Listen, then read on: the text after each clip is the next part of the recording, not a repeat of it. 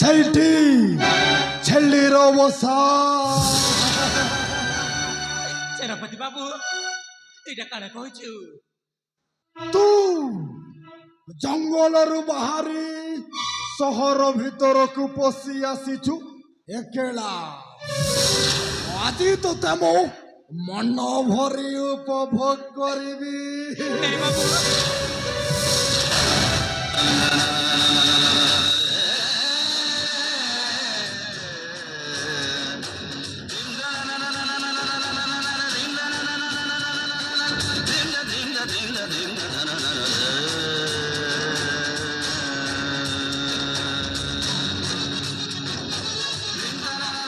ସେନାପତି କଣ ଚାଲିଛି ଏଠି? ଦେଖନ୍ତୁ ମହାରାଜ, ଦେଖନ୍ତୁ ଏଇ ଏଇ ଏଇ ଫୁଲଟା ମତେ ଏକୁଟିଆ ଦେଖି ପ୍ରେମ ନିବେଦନ କରୁଥିଲା। ମୋ ଉପରକୁ ଝାମ୍ପି ପଡୁ। ଫୁଲ ଏ କଥା କଣ ସତ? ନାଇଁ ମହାରାଜ, ସେନାପତି ବାବୁ ସବୁ ମିଛ କହୁଛି। ମହାରାଜ, ମୁଁ ସତ କହୁଛି। ମତେ ଏକୁଟିଆ ପାଇ ଏ ଫୁଲଟା ମତେ ପ୍ରେମ ନିବେଦନ କରୁଥିଲା। ତାହେଲେ ମୁଁ ତତେ ବିଶ୍ୱାସ କରି ଚାକରାଣୀ ଭାବରେ ରଖିଥିଲି କଣ ଏଇଥିପାଇଁ? ନା, ତୁ ବର୍ତ୍ତମାନ ମୋ ଘରେ ରହିପାରିବୁନି। ପଳା ଏଠୁ, ତୁ ବାହାରି ଯା। ମୁଁ ପରା ଆପଣଙ୍କୁ ପ୍ରଥମରୁ କହୁଥିଲି ଏହା ଉପରେ ବିଶ୍ୱାସ କରନ୍ତୁନି। ଦେଖିଲେ ତ ଆପଣଙ୍କ ବିଶ୍ୱାସର ଫଳ କେମିତି ବାହାରିଲା। ଆଉ ଗୋଟେ କଥା ଜାଣିଛନ୍ତି ବାପା, ଏ ନା ତା ପୁଅ ମରିଗଲା ବୋଲି ମୋ ପିଲାକୁ ମଧ୍ୟ ମାରିଦବାକୁ ବସିଥିଲା।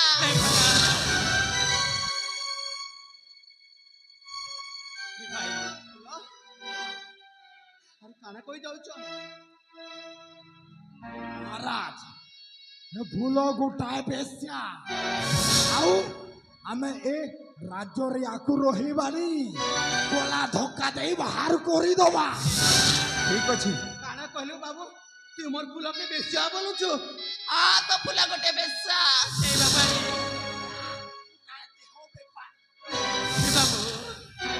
ବାପା ଦେଖ ବାପା, ଆପଣ ଯଦି ଏ ଚାକରାଣୀକୁ ରଖିବେ ତାହେଲେ ଆମେ ଏ ଘରୁ ଚାଲିଯିବୁ ଭାଇ ଭଉଣୀ। ଠିକ ଅଛି। ଆଉ ଗୋଟେ କଥା ଜାଣିଛନ୍ତି ବାପା, ହଁ, ଆପଣ ଯୋଉ ଏକୋଇଶିଆ ଦିନ ଆପଣଙ୍କ ନାତି ଗଳାରେ ସୁନାର ହାରଟେ ହାରଟା? ପିନ୍ଧେଇଥିଲେ, ସେ ହାରଟା ଆଉ ତା ଗଳାରେ ନାହିଁ। ଏ ଡବରୁ ଚୋରି କରି ନେଇ ଯାଇଛି। ওই বেছলা, তুই চোরি করিবা আরম্ভ করে দেলুড়ি। ଏ ବାବୁ, ମୁଇଁ ବାହାରେ ଅଇଁଠା ପତ୍ର ପିଟୁଥିଲି। ମୁଇଁ କେତେବେଳେ ଚୋରି କରିଛେ? ଡମରୁ, ତମ ଦୁଇ ଜଣଙ୍କୁ ମୁଁ ବିଶ୍ୱାସ କରି ଏ ଘରେ ଚାକିରି ଦେଇଥିଲି। মহারাজ এମାନଙ୍କୁ ମୁଁ ଗଳା ଧକ୍କା ଦେଇ ବାହାର କରୁ। ବାହାର କରିଦିଅ ଏମାନଙ୍କୁ। ମହାରାଜ, ପ୍ରକୃତରେ ଏ ଡମରୁ ନେଇ ନାହାନ୍ତି। ଏ ହାରକୁ ପ୍ରକୃତରେ ଏ ଦୁର୍ଜନ ନେଇଥିଲା ମହାରାଜ।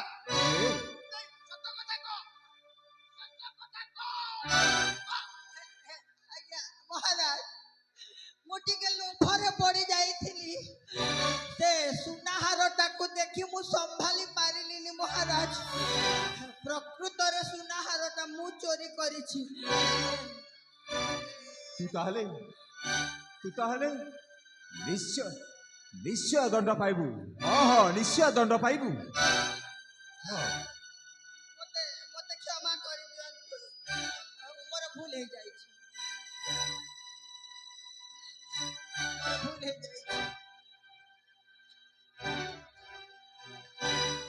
ତୋପରି ଅନ୍ୟ ଅତ୍ୟାଚାରୀ ଚୋର ମୋ ରାଜ୍ୟରେ ରହିବା ଦରକାର ନାହିଁ। ତତେ ଏଠୁ ହିଁ ବାହାର କରିଦେ। ବାହାର କରିଦେ ୟାକୁ।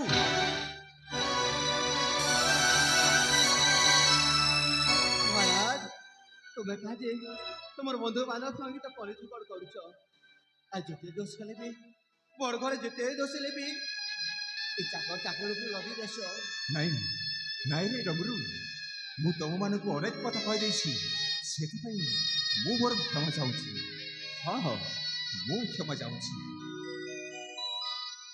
ଅଛି ବାବୁ, ଫୁଲ ଚାଲ ଫୁଲ।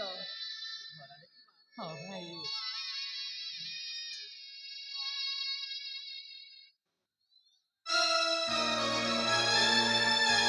ପୁତ୍ର ଚନ୍ଦନ ପିତା ତାହେଲେ ଯିବା। ହଁ ପିତା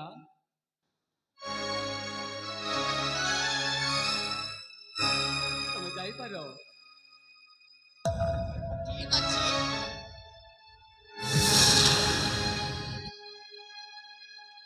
ହେ ପ୍ରଭୁ ଈଶ୍ୱର ମୋ ପରିବାର ପ୍ରତି କଣ ଚାଲି ଯାଉଛି, କଣ କହିଲେ ଆଉ ଗୋଟେ କଣ ହେଇଯାଉଛି, ମୁଁ କିଛି ବୁଝିପାରୁନି ପ୍ରଭୁ। ତମେ ହିଁ ମୋ ସାହା ଭରସା। ଚନ୍ଦନ ବାବୁ,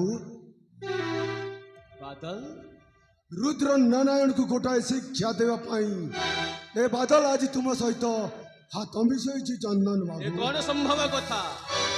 ତମେ ମୋ ସହିତ ହାତ ମିଶେଇବ? ରୁଦ୍ରନାରାୟଣର ତମେ ଗୋଟିଏ ସୁବନ୍ଧୁ। ନା ଚନ୍ଦନ ବାବୁ, ପ୍ରତିଶୋଧ, ହଁ ହଁ ପ୍ରତିଶୋଧ। ମୁଁ ତା ପାଇଁ କଣ ନ କରିଛି, ହେଲେ ସେ ମୋ ଆଖି ଆଗରେ ମୋ ବାପାଙ୍କୁ ହତ୍ୟା କରିଦେଲା। ହତ୍ୟା, ମୁଁ ତାଠାରୁ ପ୍ରତିଶୋଧ ନେବାକୁ ଚାହେଁ। ଚନ୍ଦନ ହେଲେ ବାବୁ, ଏହା କେମିତି ସମ୍ଭବ?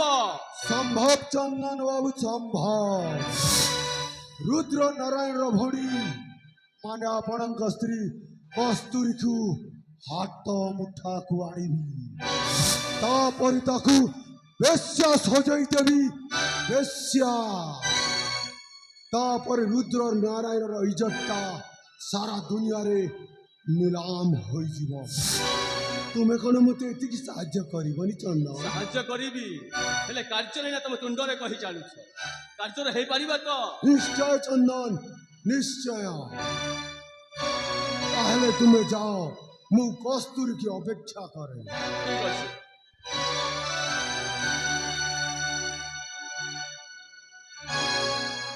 ଏଥର ଏ ବାଦଲ ହୋଇଗଲା ବାଦଲ ବାବୁ।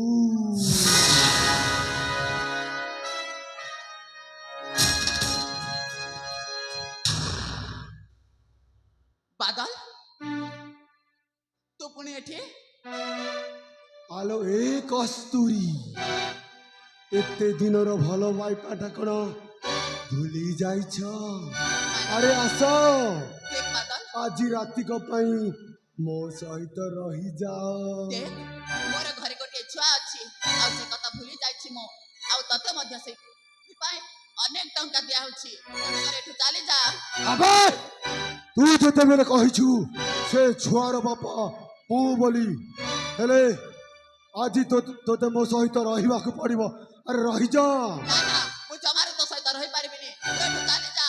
ଆବେ,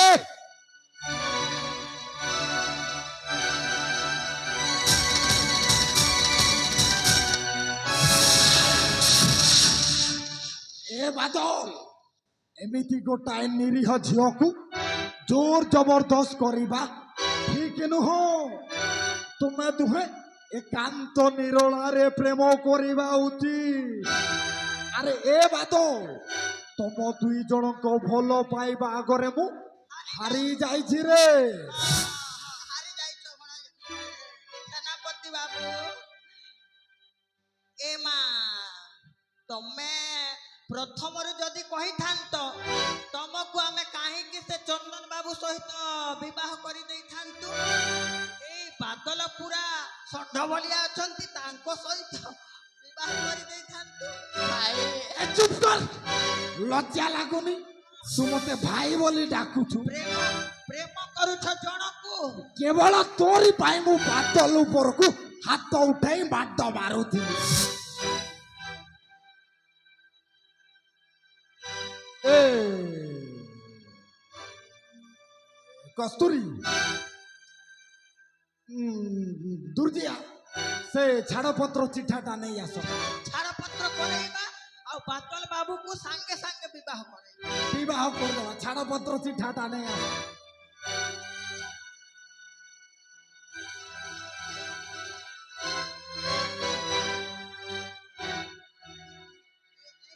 ଓ କସ୍ତୁରୀ, ଆଅ, ଏଠାରେ ଗୋଟାଏ ଦସ୍ତଖତ କରିଦିଅ।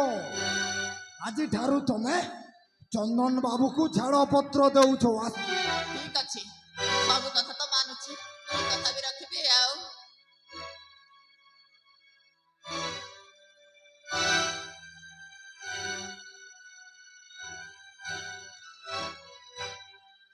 ବାଦଲ ବାବୁ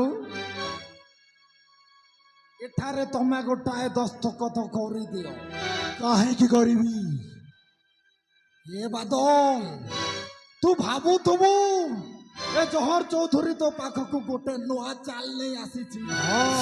ନାଇଁରେ ଏ ବାଦଲ, ମୁଁ ମୋର ସମସ୍ତ ଭୁଲ ବୁଝି ପାରିଛି। ଆଉ ସେଥିପାଇଁ ମୋ ସମ୍ପତ୍ତିରୁ ଅଧେ ସମ୍ପତ୍ତି ତୋ ନାଁରେ ଲେଖି ଦେଇଛି। ସତ କହୁଛ ଭାଇ? ସେନାପତି ବାବୁ, ଏ ବାଦଲଟା ଭଲ ଲୋକ ହୋ, ଶୀଘ୍ର ଶୀଘ୍ର ବୁଝି ଯାଉଛନ୍ତି ସବୁ କଥା। ସେଇଠି ବାଦଲ ବାବୁ, ଏବେ ତମେ ବିବାହ କରିବ ଆମ କସ୍ତୁରୀ ମାଙ୍କୁ। ଠିକ ଅଛି। ଭାଗ୍ୟ ବଦଳିଲା ହୋ।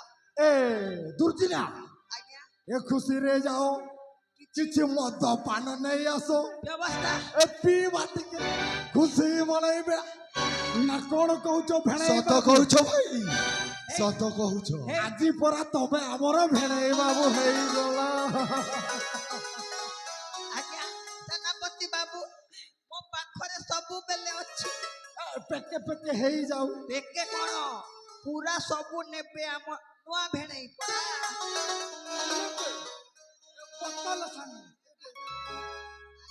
ସେନାପତି ବାବୁ, ତାଙ୍କ ମୁହଁ ଯେମିତି ହୋଇଛି ଏକା ଥରେ ପୁରା 90 ନେବେ। ଭେଣେଇ ବାବୁ ଟିକେ ଟିକେ ପିଇ ଦିଅ। ଆଉ ଟିକେ ଆଉ ଟିକେ ଟିକେ ଆଉ ଟିକେ।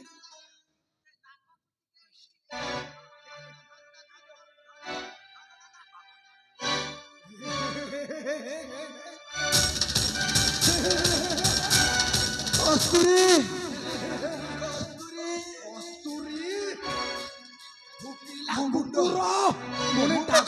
কস্তুরী রুদ্রনারায়ণ তু যাও মদরে বিষ মিশাই মতে কিল বিল করে মারুছু। তোতে ধর্ম সহিবনি রুদ্রনারায়ণ, ধর্ম সহিবনি। কস্তুরী